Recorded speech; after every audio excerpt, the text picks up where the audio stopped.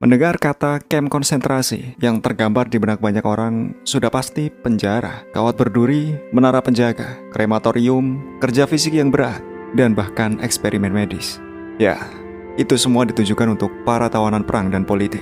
Jadi, sudah seharusnya mereka mendapat perlakuan yang sama. Setidaknya, begitulah yang kita bayangkan dan kita dengar tentang kamp konsentrasi Jerman sejak masa sekolah. Tapi, itu tidak sepenuhnya benar.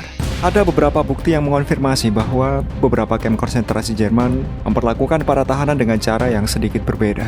Ya, nasib Anda di sana bergantung pada negara asal Anda dan untuk siapa Anda berperang.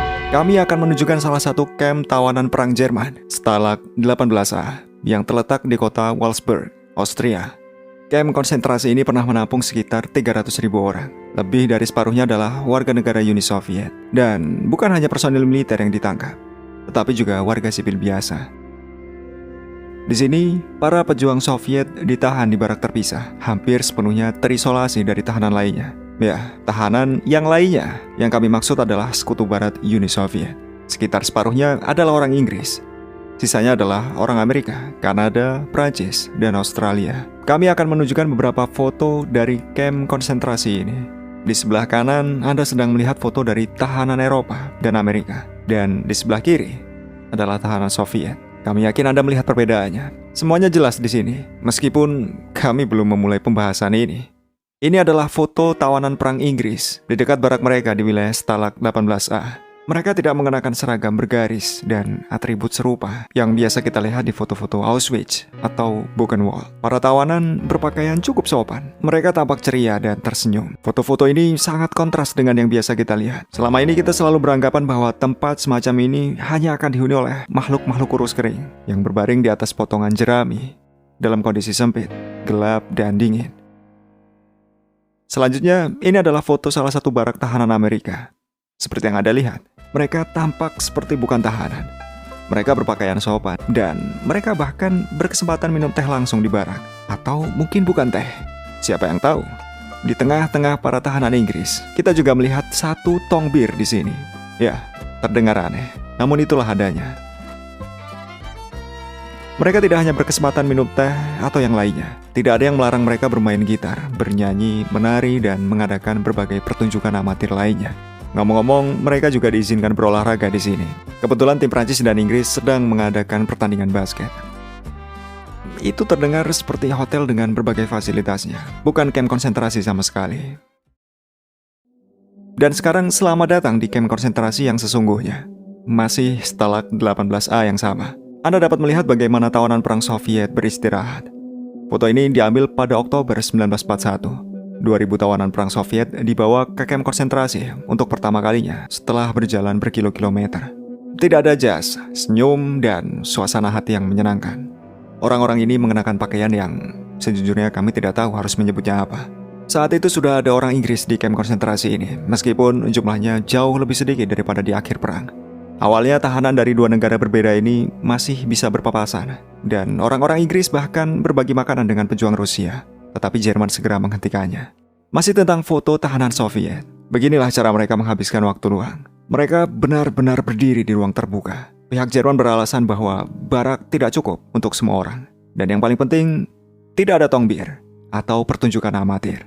Kondisi pakaian mereka juga tidak begitu baik, karena beberapa orang ditangkap di musim panas. Oleh karena itu mereka mengenakan seragam musim panas. Dan saat itu bulan Oktober. Mereka berusaha sebisa mungkin untuk tetap hangat. Beberapa juga kehilangan sepatu mereka yang terkikis setelah menempuh perjalanan berkilo-kilometer.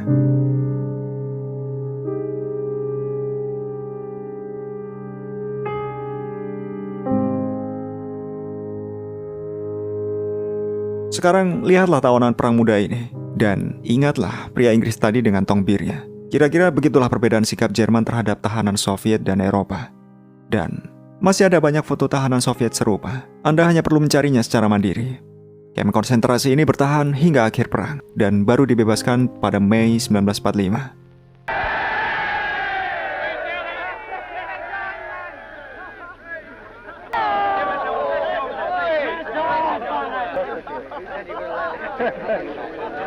Setelah itu, kamp ini digunakan Sekutu Barat sebagai penjara bagi tentara Jerman dan penjahat perang lainnya. Karena dijaga oleh tentara Inggris, sikap mereka terhadap Jerman sesuai dengan perlakuan Jerman sebelumnya. Ya, itulah kebenaran singkat yang harus Anda ketahui di balik tembok Stalag 18A.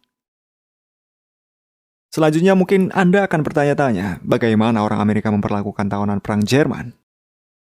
Secara resmi, Amerika Serikat memasuki Perang Dunia Kedua pada tahun 1941, ketika Jerman menginvasi tanah Rusia atau Perang Patriotik Raya dimulai.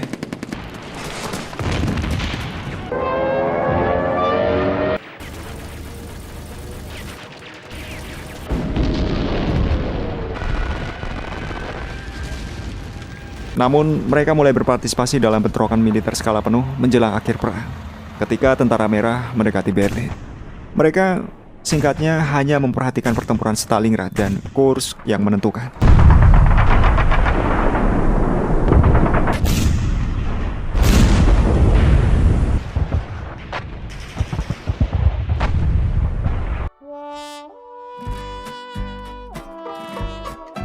Meski begitu, tanpa berpartisipasi dalam pertempuran besar pada tahap awal perang, tentara Jerman tetap ditahan oleh Amerika. Dan inilah salah satu hal yang menarik. Amerika pada dasarnya tidak ingin berurusan dengan tawanan perang Jerman. Mereka mencoba membujuk Inggris untuk merawat mereka, tetapi Inggris menolak.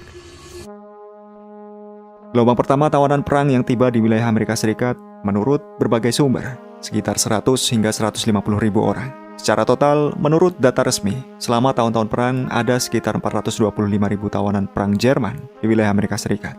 Lalu, di mana Amerika menempatkan mereka? Menurut informasi resmi, tahanan Jerman ditahan di hampir 700 kamp yang tersebar di 46 negara bagian. Secara total, kamp-kamp ini dapat menampung hingga 400 ribu orang. Menariknya, kamp-kamp ini sebagian besar dibangun di tempat-tempat dengan iklim paling ringan. Artinya mereka tidak dikirim ke Alaska dan tempat-tempat dengan iklim dingin yang biasanya menyimpan sumber daya besar yang membutuhkan banyak pekerja, melainkan hanya ke tempat-tempat yang beriklim nyaman dan hangat. Lalu, bagaimana tahanan Jerman ditahan di Amerika Serikat? Dan apa saja yang mereka lakukan di sana?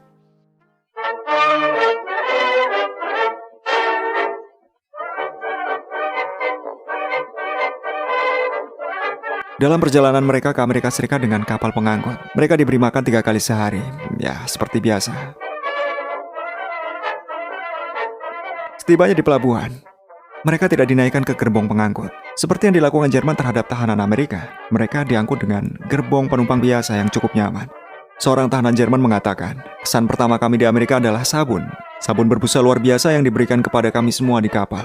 Sabun itu bukan larutan sabun dan pasir abu-abu mengerikan yang kami gunakan sebelumnya di garis depan. Saat kami diangkut ke kamp, kami memandang Amerika melalui jendela dan bertanya-tanya, mengapa memutuskan untuk melawan ini semua? Sebagaimana diklaim para tawanan Jerman sendiri, kamp-kamp Amerika terasa seperti sanatorium sungguhan bagi mereka. Namun, mengapa mereka diperlakukan begitu baik? Pertama, perlakuan tersebut karena Amerika yakin bahwa Jerman akan memperlakukan tawanan perang mereka di kamp dengan cara yang sama. Dan faktanya memang demikian. Orang-orang Jerman di kamp-kamp Amerika sama seperti orang-orang Amerika di kamp-kamp Jerman, berkesempatan untuk berolahraga, menyelenggarakan teater, dan bahkan menonton film di bioskop.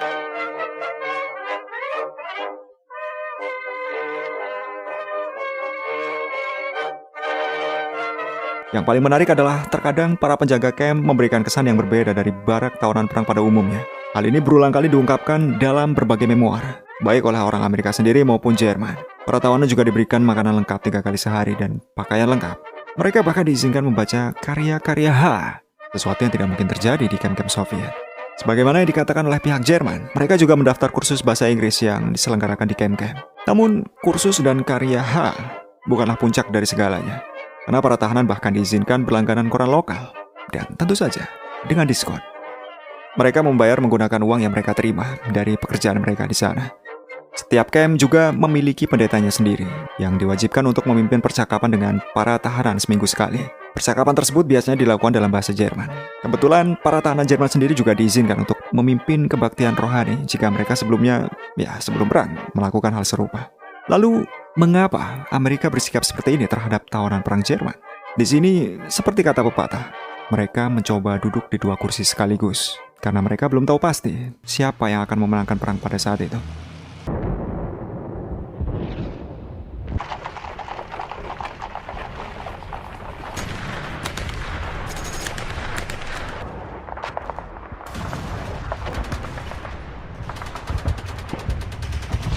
Setelah Jerman menyerah pada musim semi 1945, situasi berubah drastis.